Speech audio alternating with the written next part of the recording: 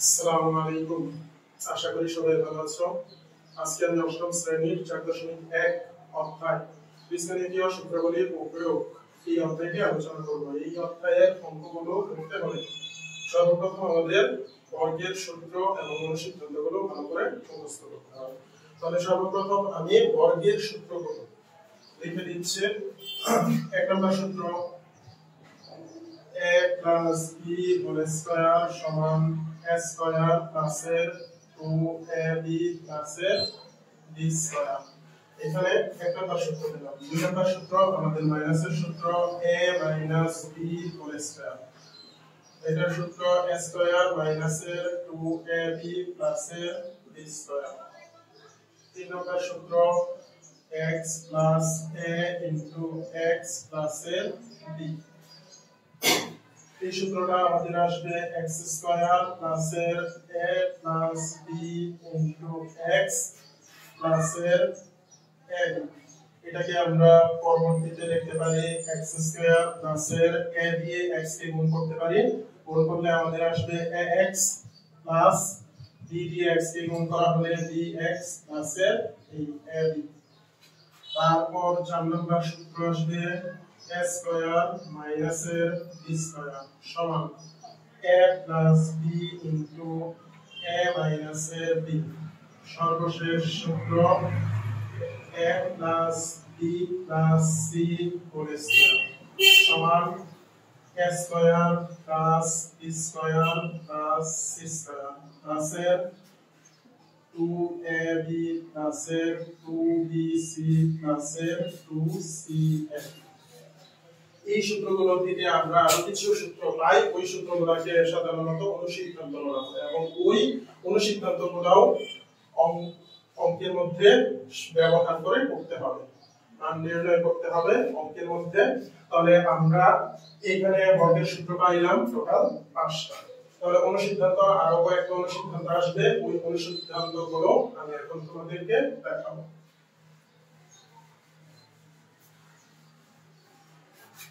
অনুসিদ্ধান্তগুলো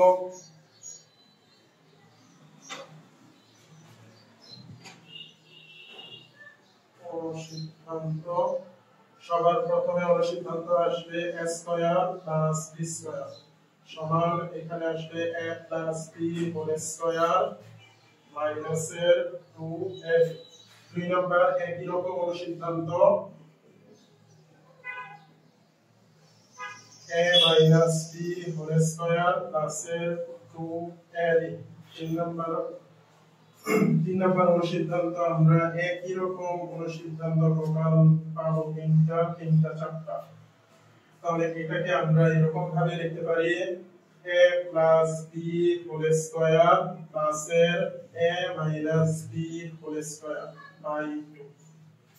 ঠিক এটার মতই আরেকটা অনুসিদ্ধান্ত আছে, ওটা থাকবে বাম পাশে 2a square plus b square সমান a plus b whole square plus a minus b whole square. 5 নম্বর অনুসিদ্ধান্ত আমরা লিখতে পারবো 4ab। 4ab কে আমরা লিখতে পারি এরকম a plus b whole square minus a minus b whole square।